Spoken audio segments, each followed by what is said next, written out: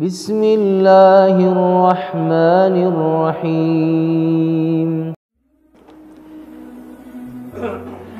Bismillahirrahmanirrahim. Assalamualaikum warahmatullahi wabarakatuh. Alhamdulillahilladzi bi ni'matihi tatimmus shalihat. Asyhadu an la ilaha illallah wahdahu la syarikalah wa asyhadu anna Muhammadan abduhu wa rasuluh la nabiyya ba'dah. Allahumma salli wa sallim ala nabina wa rasulina Muhammad sallallahu alaihi wasallam wa ala alihi wa ashabihi wa man tabi'ahu bi ihsani ila yaumiddin, amma ba'du. Bapak Ibu jamaah rahimakumullah, senantiasa kita panjatkan kesyukuran kita pada Allah Subhanahu wa taala. Allah mengizinkan kita berada di tempat ini, telah melaksanakan Syam Ramadan. 3 hari sudah kita lewati dan insyaallah kita akan songsong hari yang keempat insyaallah. Dan semoga Allah menerima amal ibadah kita di bulan Ramadan ini. Amin. Salawat serta salam semoga tetap tercurahkan kepada baginda Rasulullah sallallahu alaihi wasallam, kepada keluarga, sahabat tabi'in dan juga orang-orang yang senantiasa memperjuangkan sunnah beliau. Ibu bapak jamaah rahimakumullah, materi yang disampaikan untuk saya adalah terkait dengan healing with Quran. Bagaimana kemudian kita merasa nyaman dengan Al-Quran. Lembutkan hati, tenangkan dirimu dengan Al-Quran. Kalau kita tanya pada diri kita, sudahkah kita baca Quran hari ini? Gitu. Kalau sudah tenangkah diri kita dengan membaca Al-Quran itu?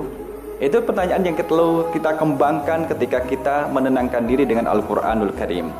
Jamaah rahimakumullah, kita pernah melihat bagaimana orang tua kita menenangkan anak atau bayi yang masih kecil.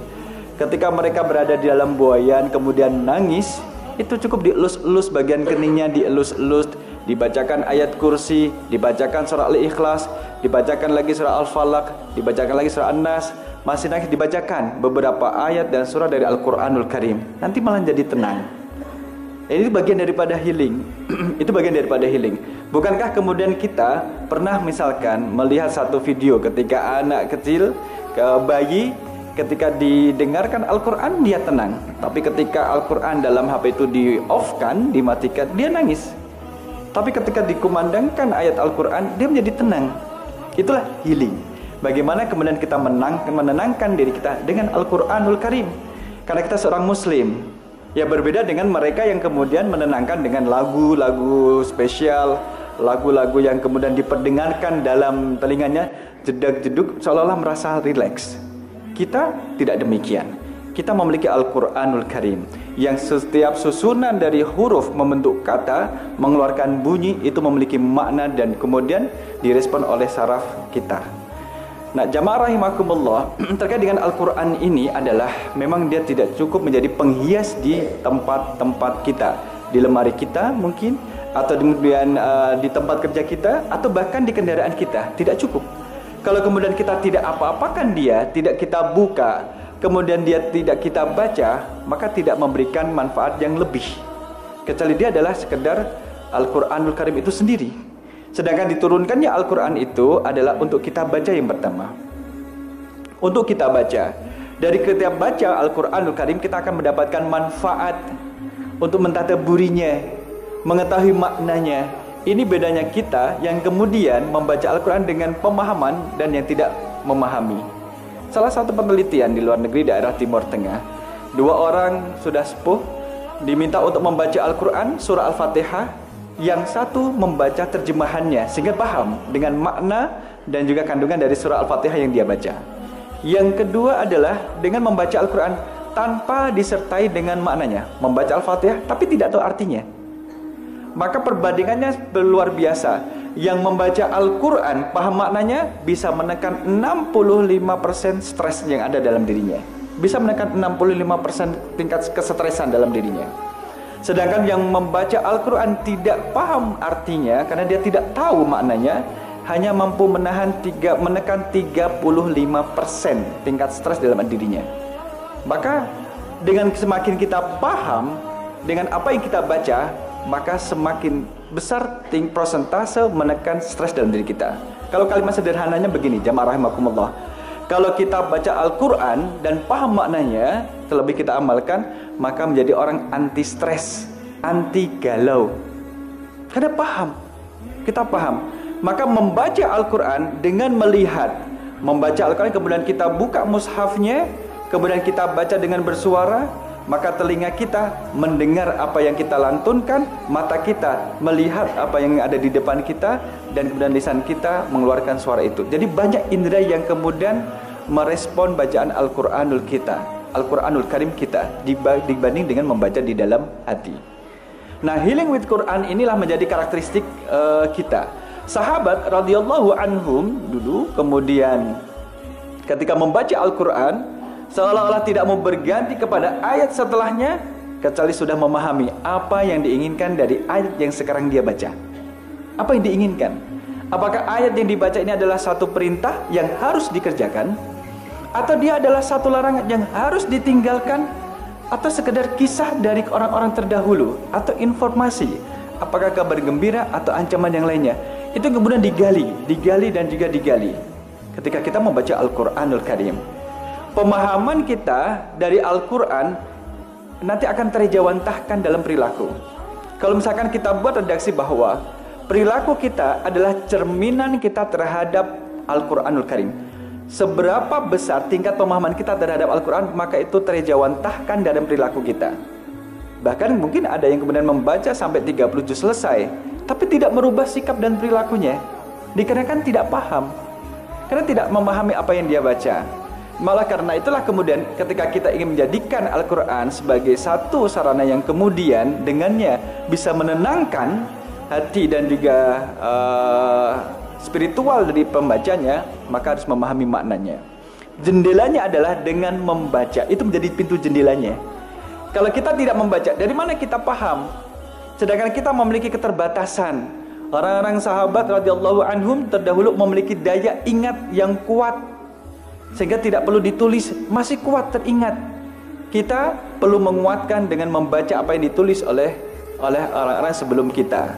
Oleh karena itu, selalu kita mendorong, berapapun usia kita, kepala 2, 20-an, kepala 3, kepala 4, kepala 5, kepala 6, selama kita masih berada di dunia ini dan bisa melihat huruf Al-Quran, selama itulah kemudian kita dituntut untuk berinteraksi dengan Al-Quran dengan interaksi yang baik, dimulai dengan tilawahnya. Hadis daripada Aisyah radhiyallahu anha kemudian memotivasi kita untuk terus membaca Al-Quranul Karim. Qala Rasulullah sallallahu alaihi wasallam, alladzi yaqra'ul Qur'ana wa huwa mahirun bihi ma'as-sarfaratil kiramil bararah. Bagaimana kemudian Allah mengapresiasi melalui hadis Rasul sallallahu alaihi wasallam, melalui orang yang membaca Al-Quran kemudian dia itu lancar, mahirun bihi, maka pahalanya besok dikumpulkan dengan malaikat yang berbakti lagi mulia besok di akhirat. Sudah disebutkan. Lantas bagaimana dengan kita yang masih belajar, masih terbata-bata untuk membaca Al-Quran sekalipun usia udah kepala 5? Lanjutan dari hadisnya, walladzi yaqra'ul Qur'ana wa huwa yatata'ta fihi syakun 'alaihi lahu ajrani. Yang terbata-bata dalam membaca Al-Quran masih dapat pahala, masih Allah apresiasi. Lahu ajrani, terbata-bata membaca Al-Quran belum lancar diulangi lagi, masih ada yang salah kurang panjang diulangi lagi, kolkolahnya belum nampak diulangi lagi, terlalu panjang diulangi lagi, itu dapat 2 pahala. Tetap Allah kasih apresiasi. Lahu ajrani, dia mendapat 2 pahala. Yang pertama adalah pahala karena dia belajar untuk bisa membaca Al-Quranul Karim. Yang kedua adalah dari ayat Al-Quran yang dia baca. Sehingga kalau misalkan di masyarakat disebar pemahaman yang tidak baik, tidak benar, dosa ya kalian tuh baca Al-Quran tapi salah. Bukan, selama masih proses belajar maka tidak ada kata dosa. Dia masih belajar, sehingga perlu bimbingan dari gurunya. Oleh karena itu belajar membaca Al-Quran, alangkah baiknya kemudian ada yang membimbing, ya, ada yang membenarkan, kemudian ada yang meluruskan. Maka tidak ada kata dosa selama masih proses pembelajaran. Kecuali orang yang sudah memiliki kemampuan mahir tapi sengaja kemudian menyalah-nyalahkan bacaan Al-Quran, menyeret-nyeret bacaan Al-Quran, diseret-seret sehingga tidak bagus. Itulah orang-orang yang memperdamaikan, orang-orang yang mempermainkan Al-Quranul Karim.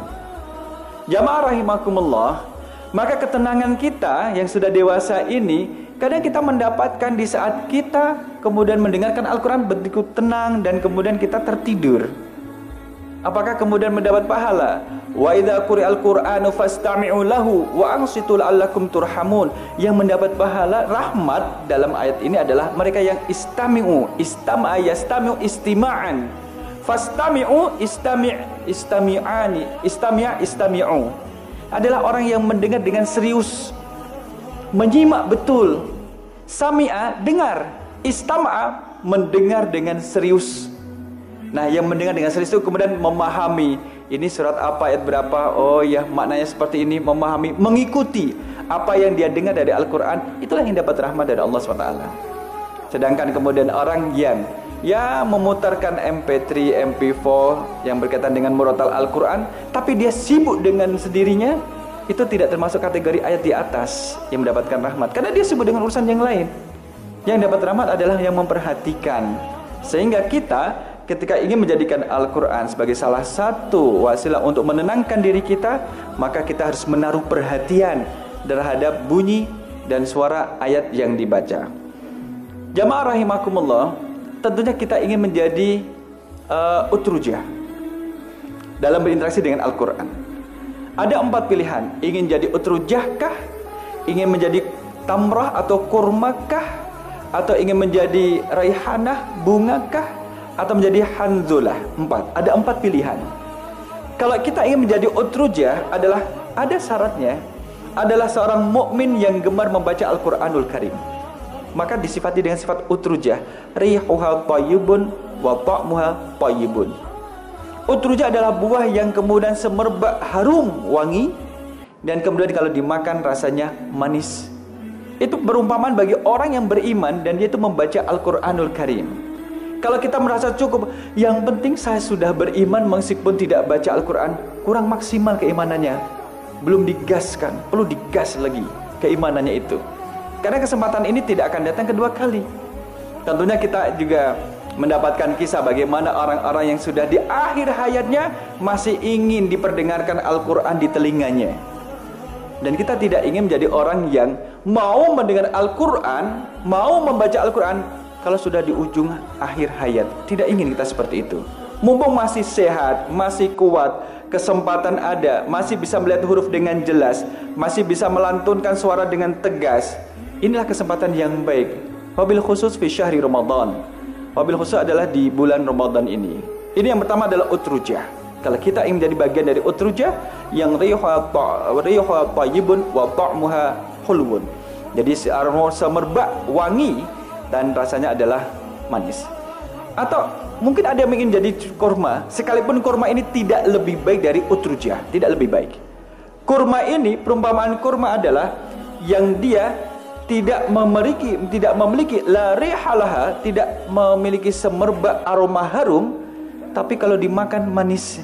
Itu bagaikan orang yang beriman tapi tidak mau membaca Al-Quran. Boleh jadi kemudian di sini tidak baca Al-Quran, tapi kemudian ada tempat khusus di rumah membaca Al-Quran bersama dengan keluarga. Atau kemudian tidak membaca Quran di rumah, tapi ternyata serius membaca di sela-sela istirahat di ruang kerjanya. Boleh. Tapi memang kita harus menyiapkan waktu di mana kita harus serius membaca Al-Quranul Karim. Sehingga kita membaca Al-Quran bukan di sisa-sisa tenaga aktivitas kita ke dalam keseharian. Nanti tidak maksimal. Kita maunya menenangkan diri dengan Al-Quran, tapi kemudian kita dibuat capek oleh pekerjaan, sehingga waktu yang sisa itu dipakai untuk membaca Al-Quran, maka kurang maksimal. Yang ketiga adalah raihanah. Perumpamaan bagi orang munafik yang membaca Al-Quran. Orang munafik saja membaca Al-Quran, masa orang mukmin tidak membaca Al-Quran? Yang keempat adalah hanzulah.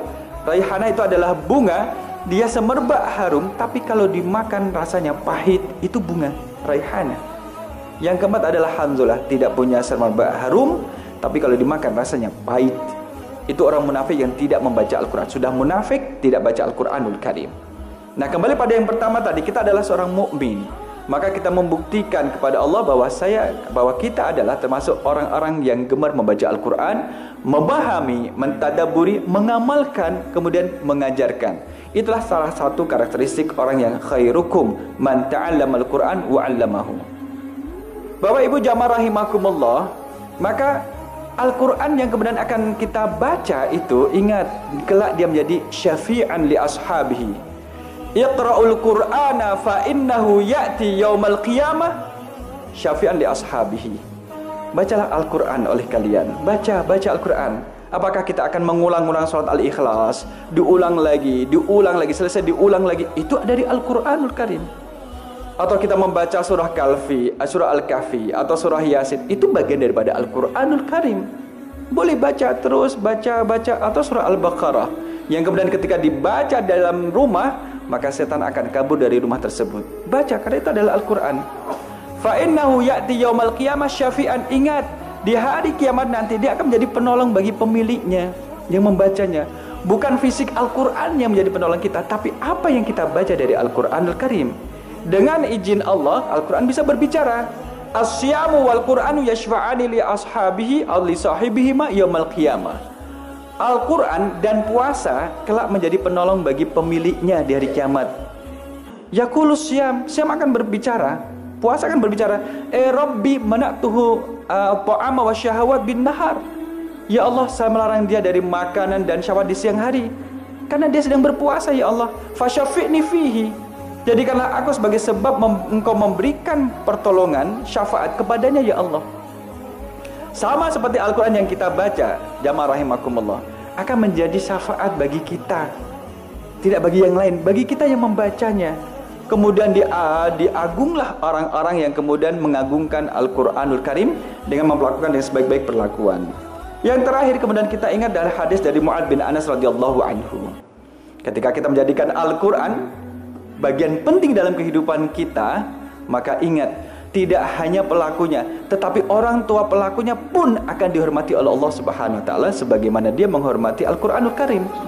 Kalau Rasulullah sallallahu alaihi wasallam, "Man qara'al Qur'ana wa 'amila bima fihi." Barang siapa yang membaca Al-Qur'an dengan penuh tadabbur, memahami, kemudian mengamalkannya, albasallahu walidayhi tajan. Allah akan mengenakan mahkota di atas kepala kedua orang tuanya. Itu Allah yang mengenakan. Berarti siapa yang kemudian membaca Al-Quran? Anaknya. Anaknya yang membaca Al-Quran, orang tuanya dimuliakan oleh Allah. Orang tuanya dimuliakan. Albasallahu walidayhi. Allah mengenakan kepada kepala kedua orang tuanya tajan, mahkota. Bau'uhu ahsanu min dha'i syamsi. Yang cahayanya itu lebih baik daripada cahaya matahari di dunia. Famadzanukum billadzi amila bihadza. Maka apa yang engkau kira dengan amal orang yang melakukan amalan ini? Rawahu Abu Dawud. Jamaah rahimakumullah, mari kita jadikan Al-Quran di bulan Ramadan ini bagian aktivitas penting. Ketika kita mau selalu memiliki waktu untuk membuka media sosial kita, medsos kita, selalu ada waktu, kita tersenyum-senyum dan kita bahagia. Maka bagaimana ketika itu kita tarik kepada Al-Quranul Karim? Ada waktu yang khusus, kita redha dengan waktu tersebut, kemudian kita membacanya dengan ikhlas untuk memahami apa yang terkandung di dalamnya, sehingga kita menjadi tenang dengan membaca Al-Quranul Karim. Allahumma arhamna bil Quran. Dan semoga Allah menerima tilawah kita di bulan Ramadan ini. Amin. Aku qouli hadza astaghfirullah li wa lakum. Wassalamualaikum warahmatullahi wabarakatuh.